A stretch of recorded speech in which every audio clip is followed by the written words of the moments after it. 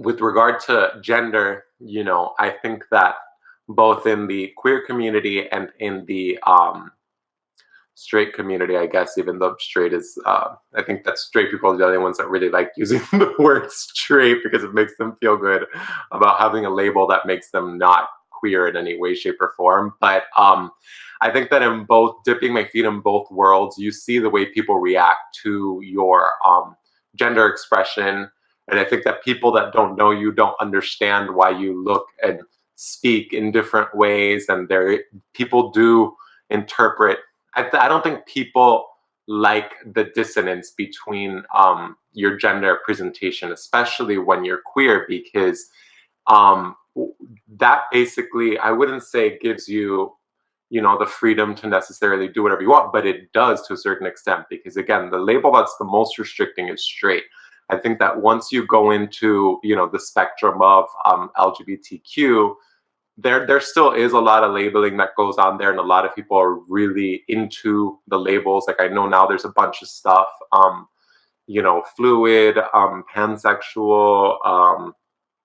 I've always really, well, no, I wouldn't say always. I didn't always like the word queer. I think I grew into it, and I think that what I like about people is their queerness more so than, again, like the thing I hate about labeling stuff as gay or straight is that it's somehow sexual.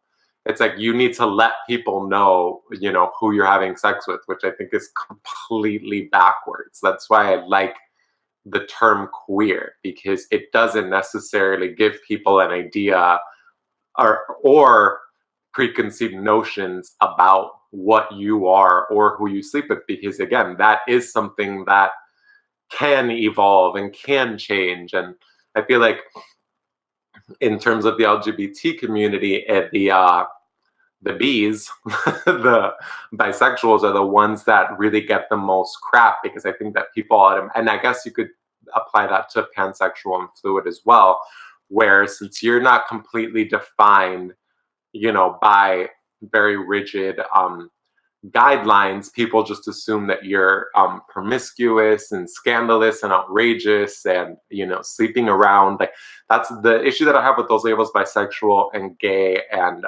lesbian. I don't really have feeling toward. Obviously, I can't relate to that extent. But the issues that I have with those is that it has some connotation about who you're sleeping with, which, I had labeled myself as gay before I had ever slept with anybody. So that's just, I always just felt uncomfortable with that. Like being a virgin and being out was a really weird thing. That's probably a video in and of itself, but I did come out before losing my virginity. And so I feel like I've always had that weird feeling. And so with a queer label, what I like about it is, first of all, as a creative, it really frees you up. I think a lot of the people that I've loved in history and in art and all that stuff have really expressed more a queer side than I would say necessarily even a sexual side.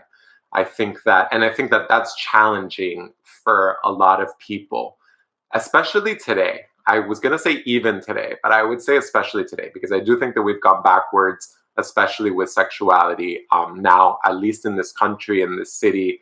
And again, that's a whole other video in and of itself. But I do think that we're going backwards. I think that one of the reasons that I'm doing this and that I'm taking this on, even though I do still feel insecure, the fact that I feel insecure that I sound gay is crazy to me at almost 35 years old. Like that, but that's just the reality. And I see, whether people admit it or not, I see both people that identify as queer and people that identify as straight struggling with their gender presentations and gender norms. Like that is an issue that nobody likes to talk about. I think it's a big issue with dating when you're queer. I think that I think that's one of the things that I haven't done yet. I have to do something. It's like every time I have gas, like I don't want to like freaking burp, but I'm like I keep on talking. I need to just be like anyway.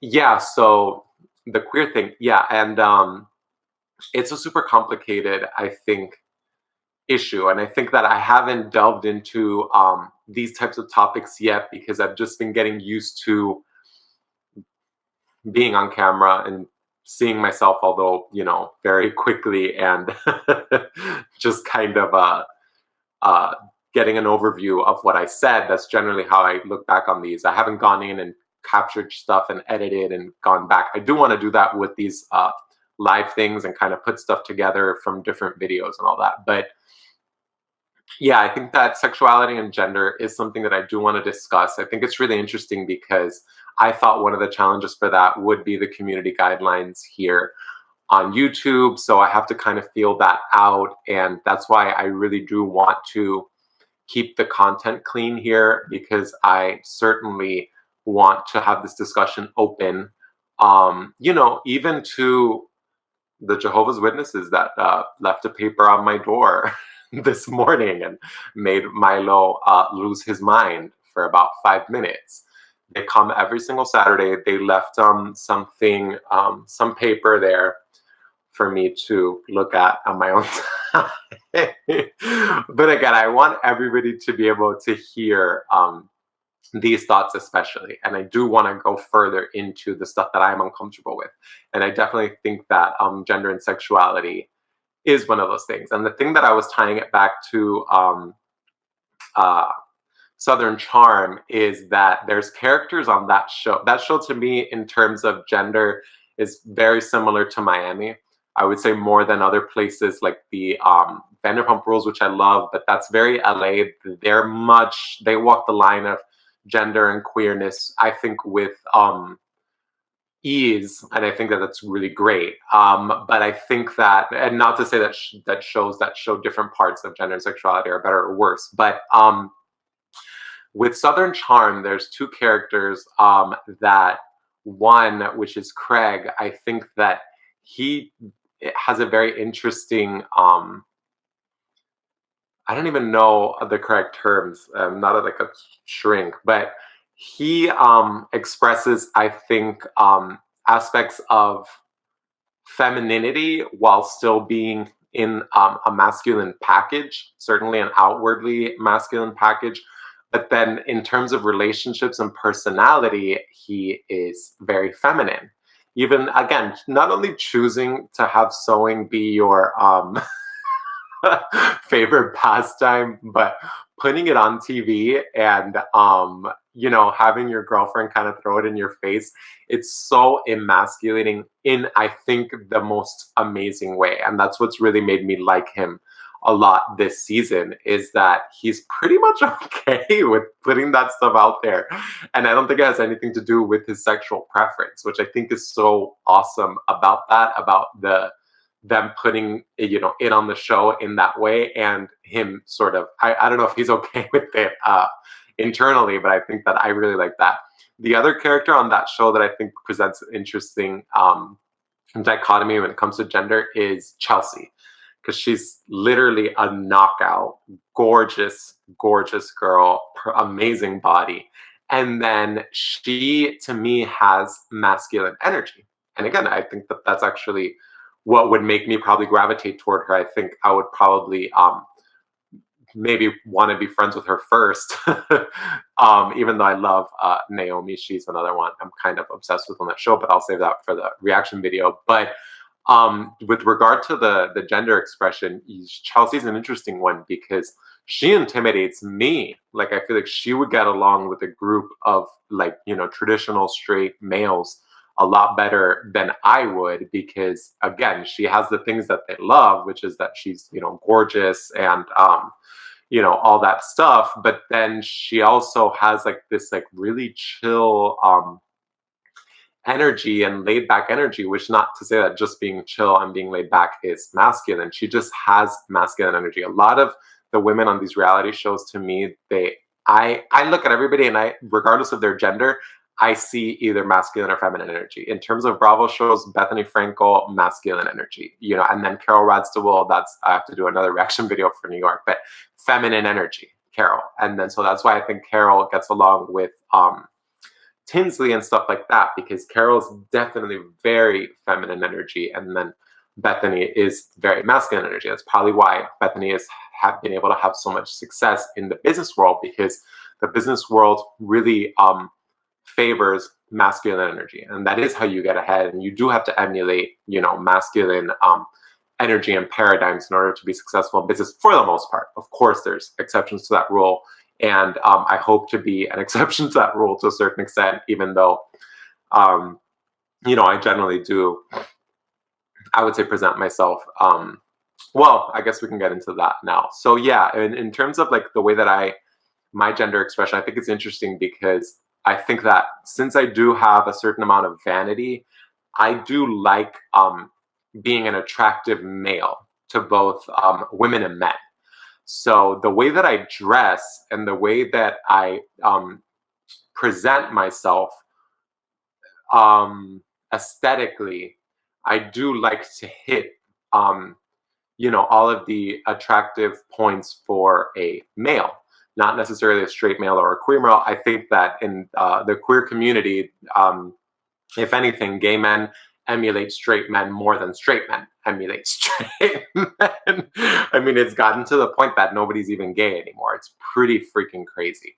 But and again, I'm a part of, I understand that, that what the queer community considers trade, the word trade, that is used to mean that somebody that's queer that dresses, like a straight guy. In RuPaul's Drag Race, I think it was this past episode, if not the episode before, they did a mini challenge where they did trade. And so if you want to get educated on that, you can, I'll see if there's a video on YouTube, I'll link it below.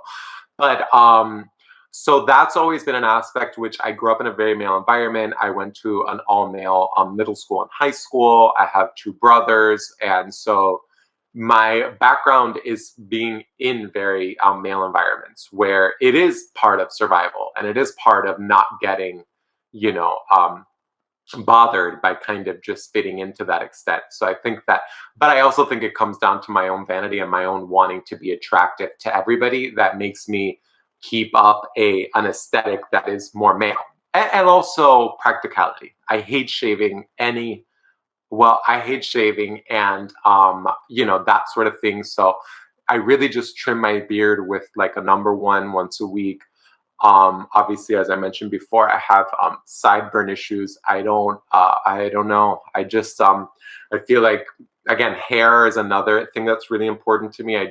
I remember reading about how the Native Americans that were I forgot what they were doing in World War II, but they had recruited Native Americans for some type of skill that they had in World War II, but then when they shaved their heads, they suddenly lost a lot of their intuition and a lot of the talents that they had brought them on board to help with. And I feel I relate to that a lot. I think that my hair, not only like, the hair on my head, but, my body hair and all that, I am attached to it. And it is important to me. I don't know.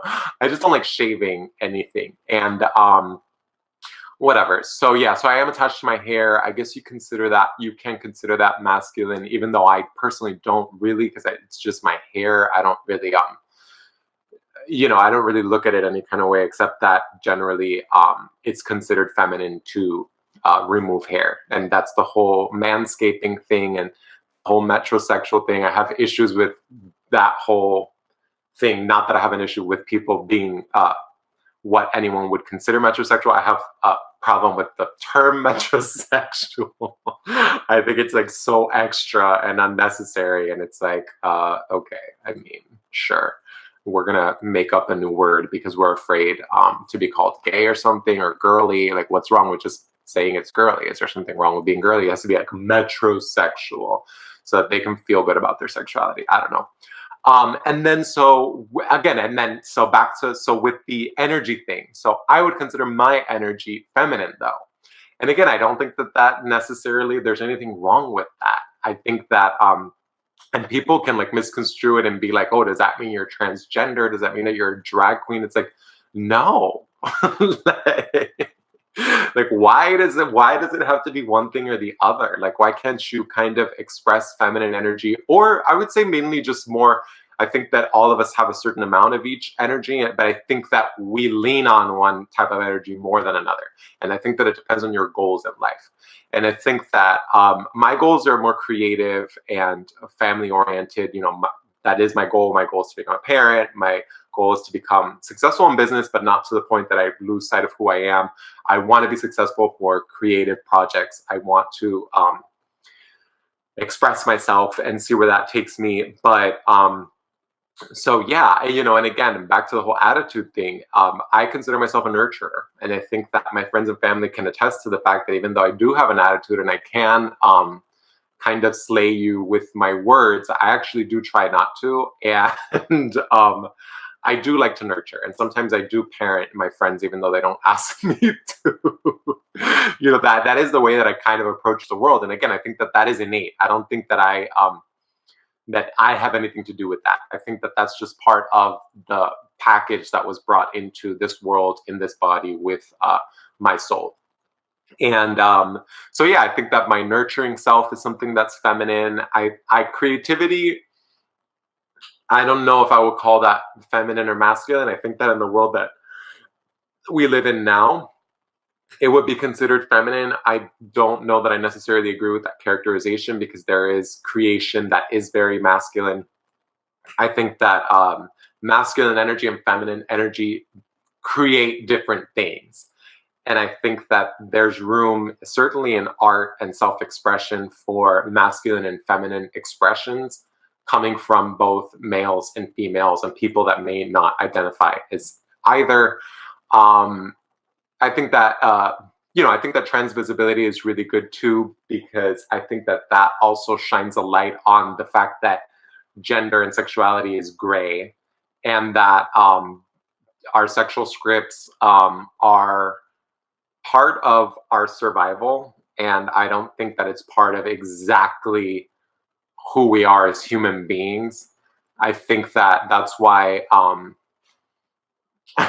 thing I want to kind of do a whole video about is how I feel like, in terms of sexual scripts, I think that a lot of times people that identify as straight think of everything in terms of relationships. Like even you see it in the memes, where it's like when there's a meme that it's like all about relationships and breakups and your ex, and when you go on Reddit, it's like significant other and my ex. It's like that's some people only talk about those things. And one thing that I find really interesting that I thought of this week is that the difference between RuPaul's Drag Race and something like Southern Charm or some of the Housewives shows is that in RuPaul's Drag Race, you're not talking about relationships the whole time. So it allows for so many other things to be expressed. And I think that that's a really big reason that that show, at least for me, is so important, because you're not going into who's falling in love with who's cheating on who, and the drama and who gets pregnant and this, that, and the other. You actually have to go into who people are. And, it's more than just who you love and who you used to love and identifying yourself in relationships. And I think that the fact that that's so saturated, and the whole Tinder thing and being a serial dater, those things, I think, present a barrier between queer people and straight people. I think that is kind of like, because I think that when you're queer, you realize that you don't actually have to participate in traditional relationships in the same way that other people do. And I think that that bothers a lot of people. And I think that that's why you do kind of get ostracized. I think that people see that freedom of spirit as a threat.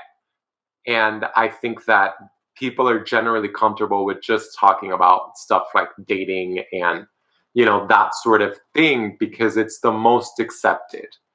And, we still live in a puritanical society. And I think that there's only so many things that you can, again, talk about at the dinner table and talk about in public. And I think that relationships are one of those things that it's like everybody thinks that everybody can relate to.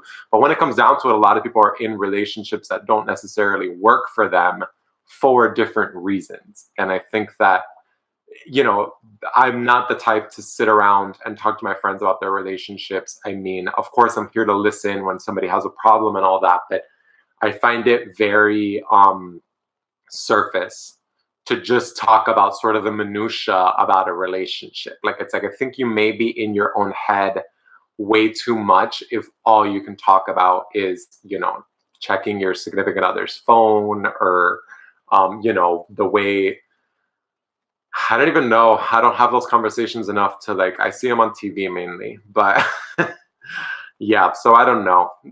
I'm glad that I was able to talk for almost an hour, and but also get out a lot of the gender stuff and the sexuality stuff. I think that that is a road that I want to go down.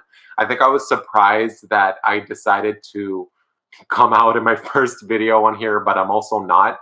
Another one of the things that I want to talk about being queer is that you think that you have to come out once and that you have a coming out phase. And I don't think you realize when you're younger that you will be coming out your entire life. And every time you meet somebody new, every time you get a new job, every time you move to a new city, there is an explanation of your sexuality that's compulsory for getting to know other people. I think that the first time people want to get to know you, they want to know who you're sexually attracted to. And I think that that's really weird and uncomfortable and unnecessary, but I think that that's kind of where we're at, as a society. And so I think that that's another dialogue that I kind of want to have. And I think that that's why when it comes down to creative stuff, I always kind of do like to come out and talk about sexuality and gender, because I actually really do feel uncomfortable being confronted about it in social situations where it's like nobody else is being confronted about who they sleep with but me a lot of the times. And it's freaking weird.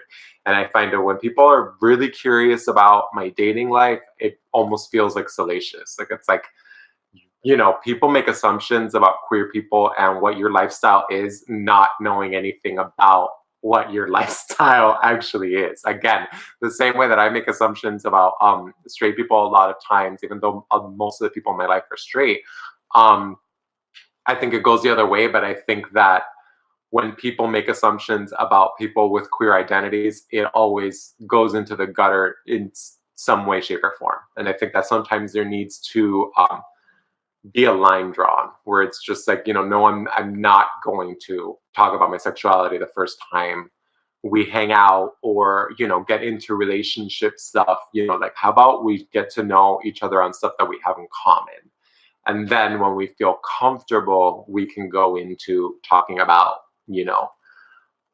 those subjects. It doesn't come from a prudish place for me. I think that that's why I'm doing this sort of thing, where for now I'm still talking to myself because not too many people have discovered this channel, and my friends and family usually watch it after the fact. But I'm actually not prudish to the extent that I don't ever want to talk about sexuality. I actually want to talk about sex and sexuality a lot. I feel like people are generally uncomfortable socially talking about it, and I think that there's a lot of reasons for it. And I think that I do want to get into that here. And I think that the reason that I don't like to talk about it is because, first of all, it puts me on the defensive. Because usually when I am being questioned about my sexuality, I'm the only one that's queer most of the time in the social situation. So I think that you're naturally defensive in that because people don't understand it. And it's like, I don't want to be your tour guide for, the LGBTQ world, like in Westworld. It's like, I don't want to be your host. Like, no. Go have fun. Go on websites, go on YouTube, Google gay YouTubers if you want to learn about, how to act in front of queer people. If you've never been around it, that's totally fine. I understand that we're all evolving in different ways. But I just don't feel like I need to hold your hand through it. I don't feel like I need to be nice about it. I feel like that's where my attitude comes in again, where I'm just like, yeah, no, like I'm not going to do this. I'm not going to. And maybe it's bad for the queer community. I don't know. I feel like this is probably good opening a dialogue. I think that my reticence to necessarily walk people through, that world, I feel like for me, it's just a matter of saving energy. Because then really what I feel like that in and of itself, the fact that I would be responsible when there are so many resources that people, if they actually care, can go and find, the same way that I, went to the library and picked up a Judith Butler book, that, a lot of people can just do that. And so for me, it also becomes, it's like, no, that this isn't my job. Like the way that I express my sexuality and what my sexuality is and what my lifestyle is actually my business. And if I want to put it here on YouTube, then I will. But in terms of having a glass of wine with somebody I just met, that is not a time or place where I feel like I need to walk you through what it is to be queer. Like that, it's, wow, okay, I feel a certain way about that. That is clear. Oh my God, I'm afraid I just got a booger.